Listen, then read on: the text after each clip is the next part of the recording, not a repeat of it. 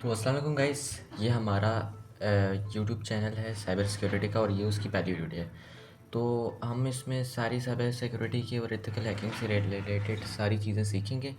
तो आज हम स्टार्ट लेते हैं। तो सबसे पहले तो हम लोग ये सेटअप करेंगे ना कि हम लोग एक वर्चुअल मशीन सेटअप करें कैसे करें। तो हम लोग सबसे पहले जाते हैं ब्राउज़र पर, उसके बाद हमने सर्च करना है वीएम वर्कस्टेशन फॉर डाउनलोड। ठीक है। तो सिंपली आपने वीएम वर्कस्टेशन डाउनलोड लिख कर उसको उस पर चले जाना है। उसके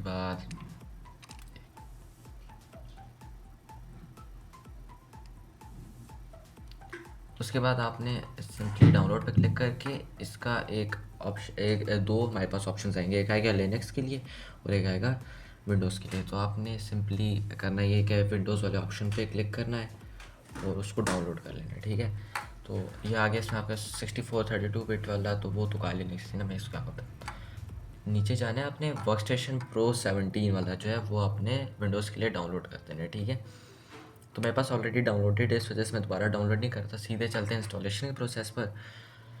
तो आपने आ जाना है जहाँ पर आपका वर्कस्टेशन डाउनलोड है, यानी डाउनलोड्स के फोल्डर में मेरा नॉर्मल डाउनलोड होता है। आपने सिंपली इसको रन करना है और थोड़ा सा टाइम लगेगा क्योंकि खुलते हुए थोड़ा टाइम लगता है। ठीक है। इसको आपने अप्रूव कर देना है। उसके बाद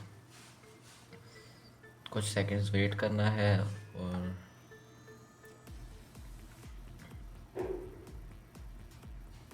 अच्छा, असल में वर्क स्टेशन होता ये है ना कि आप इसमें दूसरे ऑपरेटिंग सिस्टम चला सकते हैं, सीधी सी बात है। ठीक है।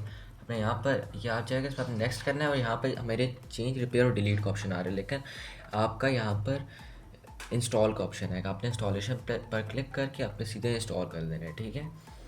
अच्छा, उसके बाद में आपको एक ज़रूरी स्टेप आपने याद रखना है, उसमें यह है कि आपके पास एक विंडो खुली जिसमें आपसे वो मांगेगा कि आप लाइसेंस की डालें। आपने लाइसेंस की इस तरह डालनी है कि आपने सीधा सर्च करना है वीएम वेयर, आपके पास जो भी वर्जन है वो डालकर प्रो लिख कर आगे गिटहब का इसके लाइसेंस की से सर्च करना है।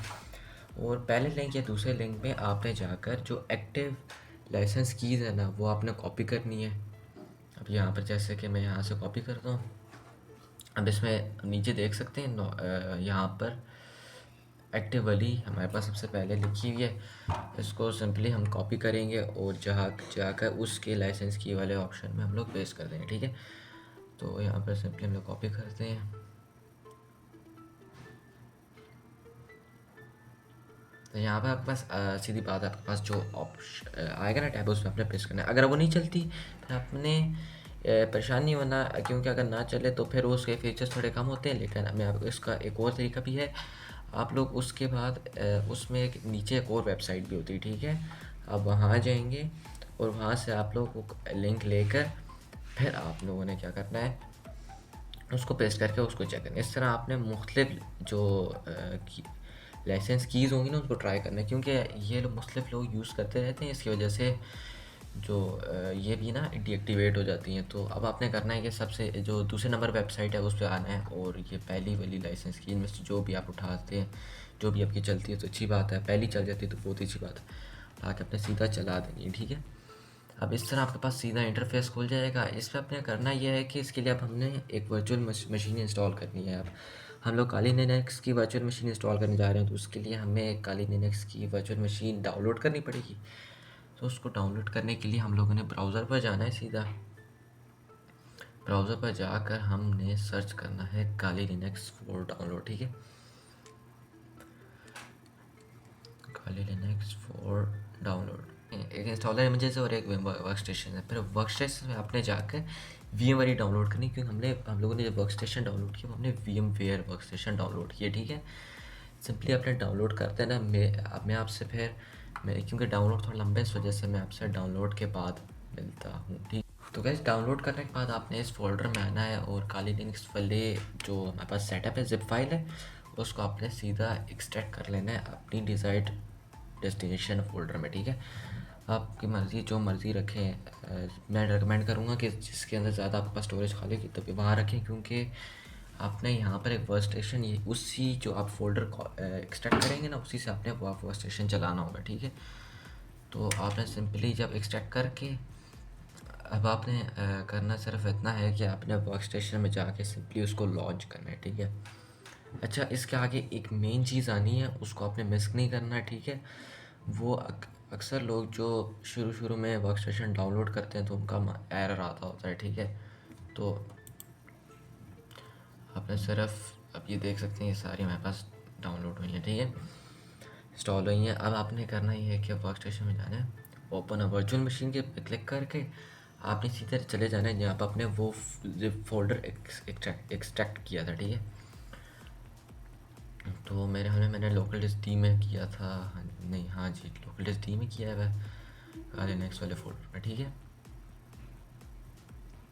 अच्छा, अभी देखिए, अभी मेरी पूरी एक्सट्रैक्शन कंप्लीट नहीं हुई, इस वजह से इसकी जो एक मेन फाइल है ना वो सबसे आखिर में होती है, ठीक है। वो जब एक्सट्रैक्ट हो जाएगी वहीं से हमारे पास वीएम का जो वर्क स्टेशन है वो लॉन्च होगा, ठीक है।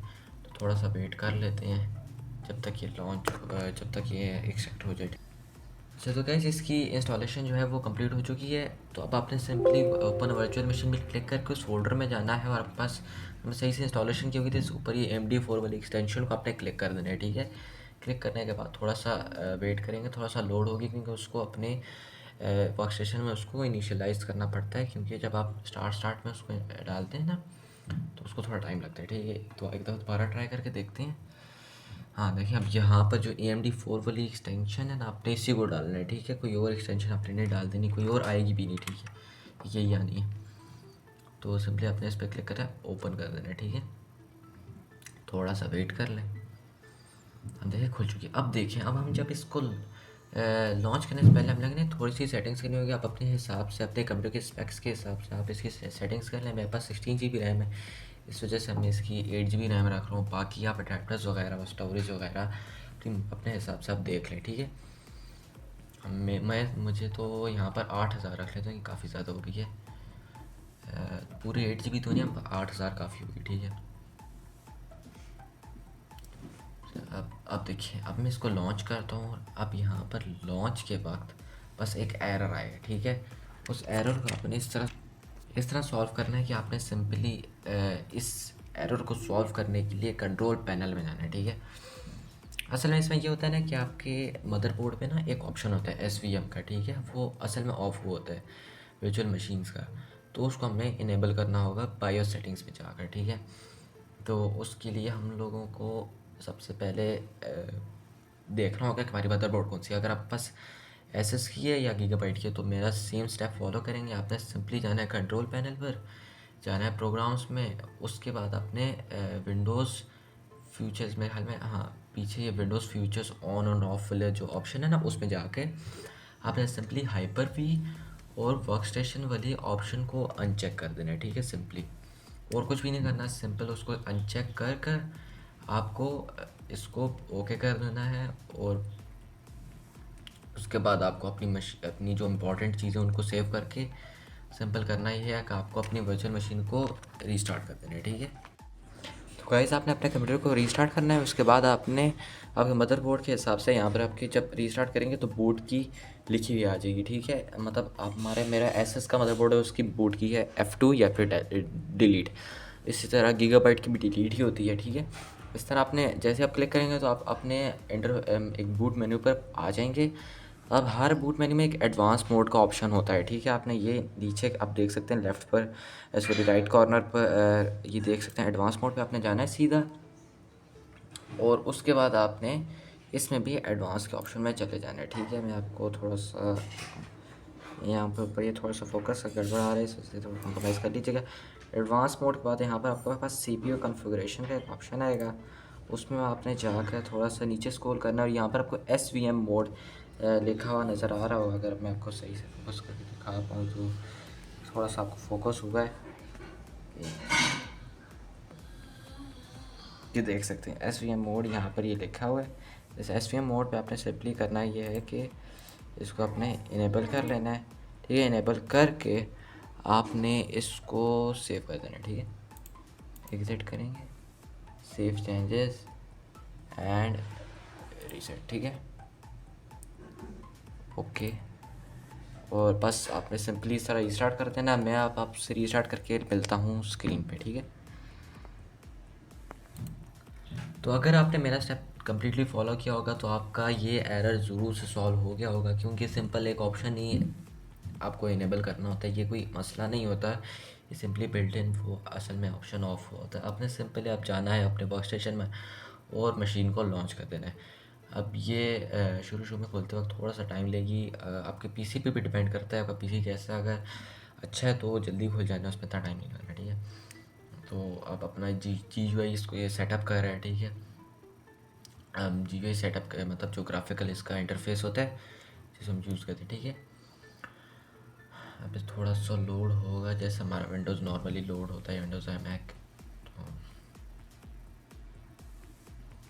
अच्छा, अब आपने करना ये है कि इसका आपने जो यूज़र नेम पासवर्ड है ना वो आपने काली डालना है, KALI, ठीक है। उसके अलावा इसका कोई पासवर्ड नहीं, कस्टम बिल्ट इन पासवर्ड आता है, वो यूज़र नेम आता है, ठीक है। सिंपल इसको आपने डाल के लॉन्च कर देना। अब ये शुरू में देखें थोड़ा सा ये रुक रही है, क्योंकि इसमें क्या है, जब आप शुरू में लॉन्च करते हैं अपने जो सारे प्रोसेसेस होते हैं उनको इनिशियलाइज़ करती है, उनको स्टार्ट करती है, उनको सेट करते हैं, ठीक है। तो जैसे ही सेट हो गया पूरा हमारे पास एक इंटरफेस बन के आ गया है। अब आप इसमें जो मर्ज़ी चाहें, एक ओपन सोर्स ऑपरेटिंग सिस्टम में जो मर्ज़ी चाहें आप कर सके, आप कर सकते हैं। अभी आपने जाना है टर्मिनल में। अगर आपने सच में आप इसको अपने हिसाब से कस्टमाइज़ करना चाहते हैं तो आपने इसको रूट परमिशन में लेके जाना होगा, ठीक है। जैसे हमारे विंडोज़, हमारे पास विंडोज़ होते एडमिनिस्ट्रेटर और गेस्ट होते हैं, इस तरह काली लिनक्स में भी रूट और गेस्ट होता है, ठीक है। आप सिंपल आपने करना ये कि रूट में जाना है आपने। सबसे रूट में जाने के लिए आपने टर्मिनल में जाना है, आपने लिखना है सूडो SUDO ठीक है। सूडो SU लिख कर आपसे ये पासवर्ड मांगेगा, आपने KALI काली लिख के सिंपली एंटर कर देना है।